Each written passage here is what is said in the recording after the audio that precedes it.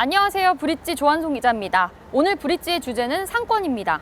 거리두기가 해제되면서 상권이 다시 살아날 것이라는 기대감이 높아지고 있는데요. 실제 수익형 부동산으로 눈을 돌리는 분들이 늘어나면서 공실률이 줄고 임대료가 높아졌다는 통계도 나옵니다. 오늘 브릿지는 이 요즘 뜨고 있는 무인 카페 창업에 대해서 알아보려고 하는데요. 무인 카페 창업의 장점은 무엇인지, 입지 선정은 어떻게 해야 하는지, 실제 수익 창출에 도움이 될지 꼼꼼히 따져보도록 하겠습니다.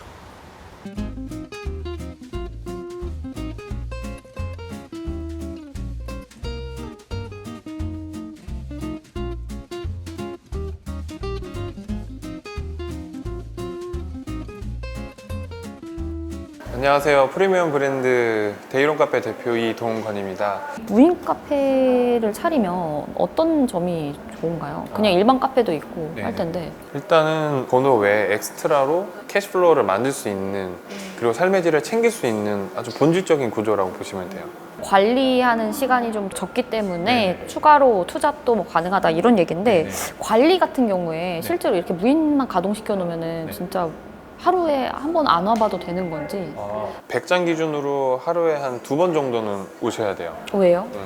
그러니까 이제 원두나 그다음에 컵 소진율, 그다음에 원액, 그다음에 이런 쓰레기를 비우기 위해서라도 하루에 한 번 정도는 와야 된다. 무조건 한 번인데, 저는 이 매장 기준은 2번. 실제 투입되는 시간은 한 2시간 미만. 9평에서 12평이면은 2번 온다고 했을 때 한 1시간 10분이면 돼요. 주력인 아이스 아메리카노 1,900원이라고 하셨잖아요. 네. 그거 몇 잔 팔아야 이 손익을 남길 수 있나요? 1,900원짜리가 저희가 월세마다 기준이 다른데, 예를 들어 월세 100만 원 기준이면 하루에 30잔으로 계산을 할게요. 2,000원으로 잡고 하루에 30잔이면 6만 원이고 한 달이면은 180만 원이죠. 180만 원인데 저희가 원가가 한 5, 6% 잡으면 되니까 한 잔 기준으로. 네네네. 180만 원에 이제 75%를 곱하면 이제 월세가 100만 원이라고 하면 월세보단 더 나오니까 그러니까 마지 노선을 한 뭐 25잔, 30잔 잡으시면 될 것 같아요. 소래포구가 매출 2위라고 말씀을 하셨는데, 매출이랑 원가랑 뭐 이런 디테일한 내역을 좀 공개해 주실 수가 있는지. 지금 현재 이제 오픈한 지 3개월 차 되거든요. 그러니까 지금 현재 750에서 770 월 기준으로. 매출은 그 정도 나오고요. 여기가 월세가 100으로 알고 있고, 여기 이 정도 18평에 지금 근처에 아파트 직접 인접 세대가 한 900세대 정도 되거든요. 거의 1000세대 정도면은 평형 대비 엄청 저렴한 거죠. 네. 그리고 입지도 굉장히 잘 고른 것 같고 매출도 잘 나오고 있는데, 매출이 뭐 750에서 770, 거기다가 임대료 빼면은 한 600만 원 정도 나오는데. 그치, 아마 실수익은 한 5, 600 나올 거예요. 그러면 주로 62개 매장이 있다고 했는데 어떤 분들이 주로 대다수 한 85%? 90% 경영주분들이 다 직장인이세요. 물론 저도 직장인이었고.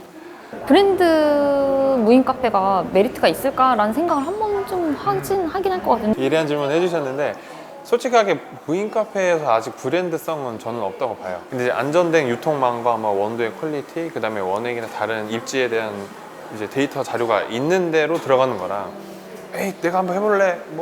그렇게 하실 수는 있죠. 무인 카페에서 본질은 이제 어떻게 보면 자리입니다. 그러니까 어디다가 어떻게 해서 이제 잘 나오느냐를 이제 해야 되는데, 정확한 컨설턴트를 받으면 확실히 이길 수밖에 없는 게임으로 조금 더 가능성이 높다고 보시면 됩니다.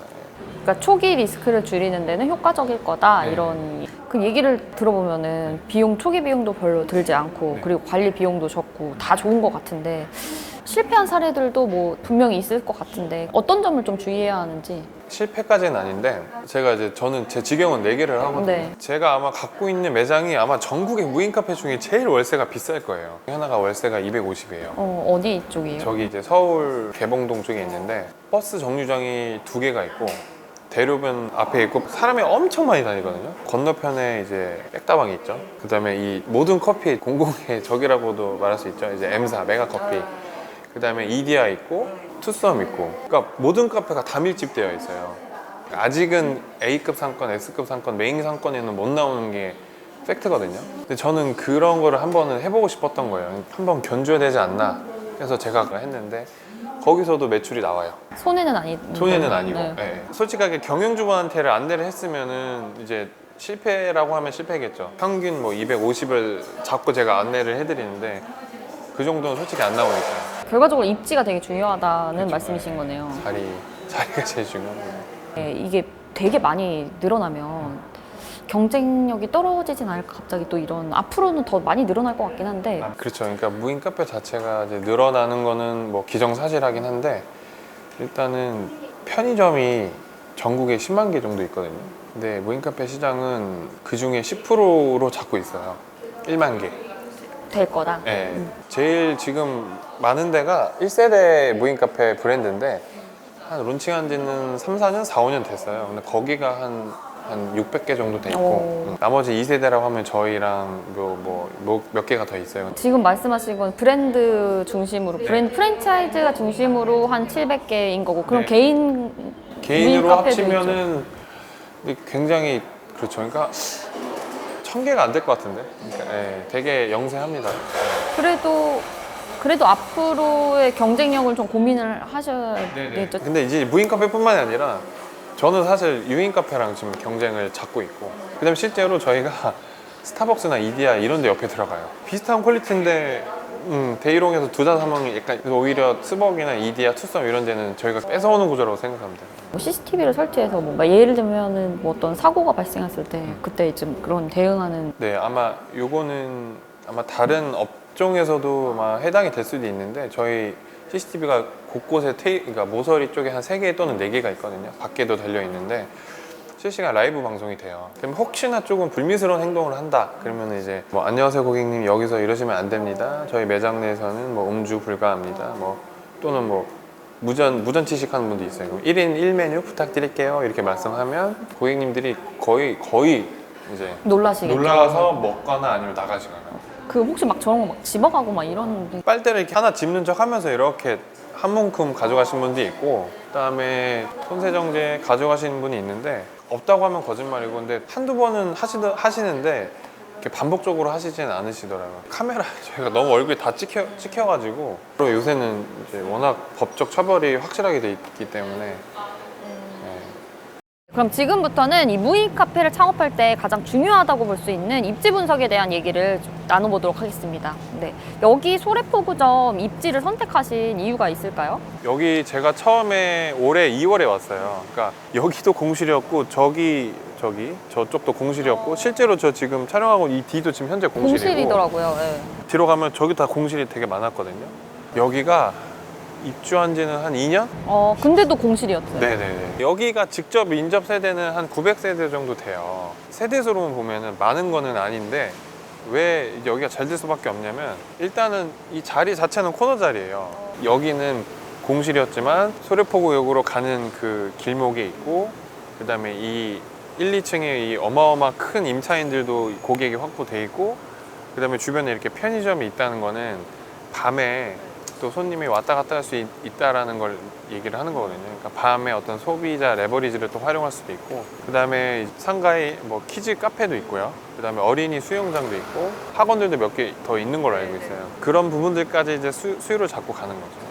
근데 초반에 말씀하실 때 공실이었다고 하면 임차가 안 된 상태였잖아요. 그렇죠. 잠재 고객을 파악하기는 어려운 상태였지 네. 않나. 이거는 진짜 조금 저만의 그러니까 사업의 기준이기도 하고 철칙인데 일단 주변에 카페가 2-3개가 더 있는데 가격 경쟁력에서는 일단은 안 되겠다 생각을 했고 그 다음에 이것도 좀 심리적인 건데 약간 이렇게 주상복합 아파트들은 사시는 분들이 깔끔하고 세련된 거를 좋아하시는 분들이 상대적으로 많으세요. 그런 타겟에 가격은 저렴한데 세련된 인테리어가 들어가면 어떨까라는 그게 아무리 공실이었어도 남이 가지 않은 길에 내가 들어가서 불을 밝히면은 약간 독보적으로 관심을 받겠다라는 확신은 있었어요. 그러니까 실제로 들어오시는 분들 고객들 보면은 젊은 여성 고객님들이 많이 맞아요. 오세요. 예. 네. 가장 중요한 게 뭘까요? 무인 점포를 낼 때. 하나는 주변에 일단은 카페가 없으면 제일 좋아요. 저가형 카페가 없으면 좋고 실제로 저희 전국 1등이 수리산 역점인데 지금 월 1000이 넘어가거든요. 거기에는 상가가 2층이에요. 근데 동종업계 입점 금지 조항이 있어요.